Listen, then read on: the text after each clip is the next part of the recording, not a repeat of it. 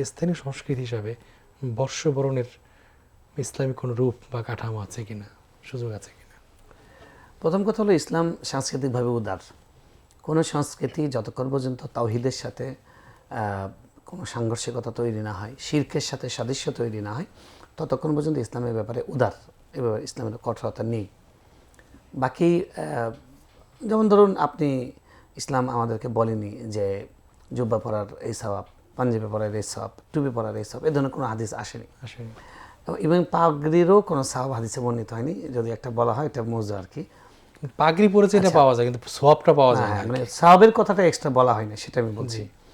আর বলে তো সওয়াব আছে, প্রত্যেকটা সুন্নাহ, টুপি পরা সুন্নাহ, জুব্বা পরা সুন্নাহ, এগুলো যেন সওয়াব পাবেন, রাসূল সাল্লাল্লাহু আলাইহি ওয়াসাল্লাম অনুসরণের নিয়ত করে সওয়াব পাওয়া যাবে, সেটা ভিন্ন নিয়ত, সেটা ভিন্ন। কিন্তু আমি বলছি যে এটা একটা সওয়াবের কাজ হিসেবে রাসূল সাল্লাল্লাহু আলাইহি ওয়াসাল্লাম সংজ্ঞায়িত করেন নাই। তো কেন করেন নাই? কারণ এটা ইসলাম এই ব্যাপারে উদার থাকতে চাচ্ছে। ইসলাম যে একটা লোক দেখা গেছে যে সেই দেশে মানে লুঙ্গি পরার অভ্যাস আছে, তারা লুঙ্গি পরবেন, সতর ঢাকাটা ইসলাম গুরুত্ব, ইসলাম ক্রাইটেরিয়া দিয়েছে যে এই সত্য থাকতে হবে পোশাকের মধ্যে, সেটাকে সতর শরীর ঢাকতে হবে, সেটা অহংকারের না হতে হবে, সেটা বিজাতির সাথে সাদৃশ্যপূর্ণ না হতে হবে। এটা ইসলামের উদারতার একটা উদাহরণ।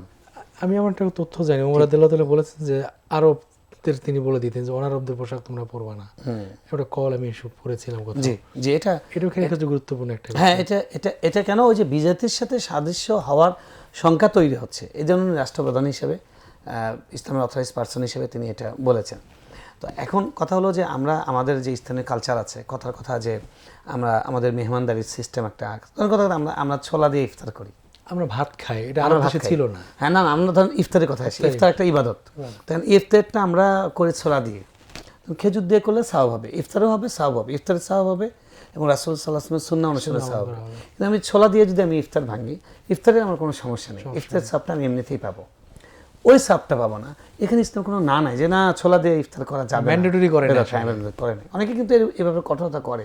ওই যে এক শায়েখের আলোচনা শুনলাম, ঈদের নামাজে প্যান্ডেল করা বেদাত, ঈদের নামাজে সামিয়ানা দেওয়া বেদাত, ঈদের নামাজে গেট দেওয়া বেদাত। এই কথাগুলো বলা বেদাত আসলে। হ্যাঁ, সুন্দর বলেছেন। কথাগুলো বলাটাই মানে আপনি সাংস্কৃতিক দিক থেকে ইসলাম দম বন্ধ করে দেয়নি, আপনি মানুষের দম বন্ধকে গলা টিপে মারতে চান, এটা ইসলামের মধ্যে এই ধরনের কঠোরতা। এটা দিনটা আনন্দের দিন, আপনি আনন্দ নানা ফরম্যাটে করতে পারেন, সীমা লঙ্ঘন না করে। মানে বাচ্চা একটা গান গাচ্ছে, নবীর ঘরে গান, আল্লাহ ঈদের দিন, বুখারী বর্ণনা, সহিহ বুখারীতে এসেছে।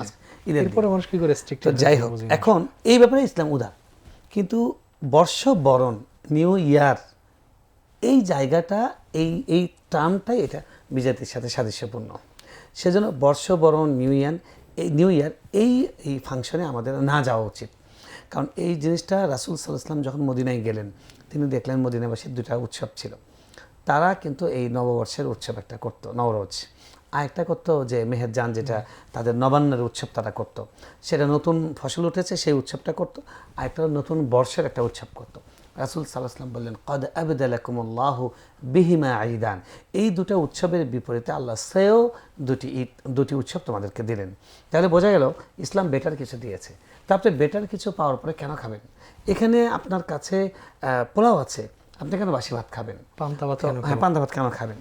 তো এখন আমাদের ধরেন পয়লা বৈশাখ, এটা লোকজ সংস্কৃতি, ওকে ঠিক আছে, পয়লা বৈশাখের মধ্যে হালখাতা একটা নির্দিষ্ট দিনকে কেন্দ্র করে বা একটা সময়কে কেন্দ্র করে আমাদের আগে যেটা ছিল যে আমাদের ব্যবসায়ী ভাইরা তাদের বাকিগুলো তুলতেন এবং তারা একসাথে বেশ টাকা পাচ্ছেন, খুশিতে ওই দিন একটা দোয়ার আয়োজন করতেন।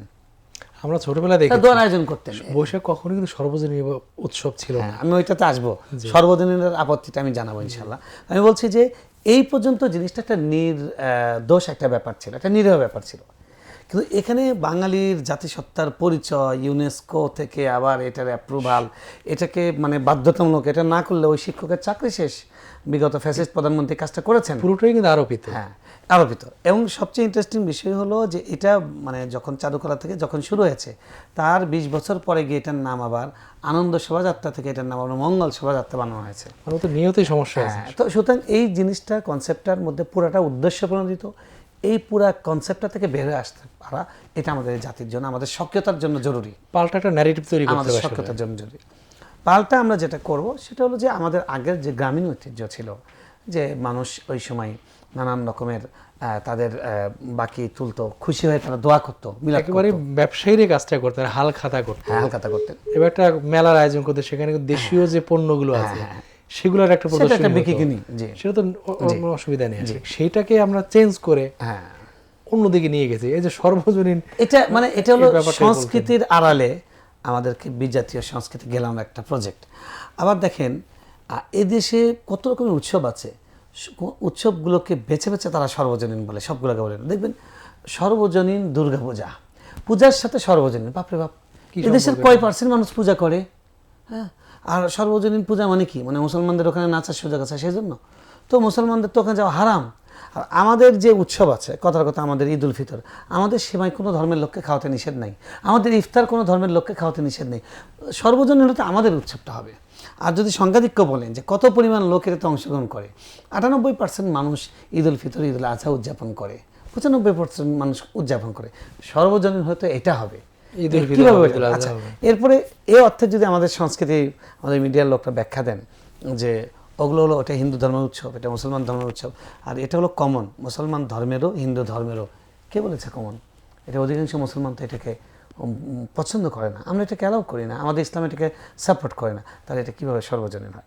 সুতরাং সর্বজনীন এই শব্দটাও একটা ভাওতাবাজি, শুভঙ্করের ফাঁকি হ্যাঁ, আছে। এটাও ভাওতাবাজি। যেমন এই মানে পয়লা বৈশাখকে এটার মহিমান্বিতকরণ, যে আমরা এই দিন একটু মঙ্গলকে আহ্বান করি, খুব নিরীহভাবে বলছেন, অথচ মঙ্গলের মধ্যে একটা নির্দিষ্ট ছবি দিচ্ছেন, মানে প্যাগানিজম, প্রকৃতি পূজারি এক ধরনের। এক্স্যাক্টলি। আমি কেন তার কাছে যাইছি, তারা সে কি শুনতে পায় না কিনা? মঙ্গল তো আল্লাহর কাছ থেকে একমাত্র, ওয়াল কাদির খাইরি ওয়া শাররিহি মিনাল্লাহ। তো এখানে মঙ্গলটা কার কাছে চাচ্ছেন আপনারা?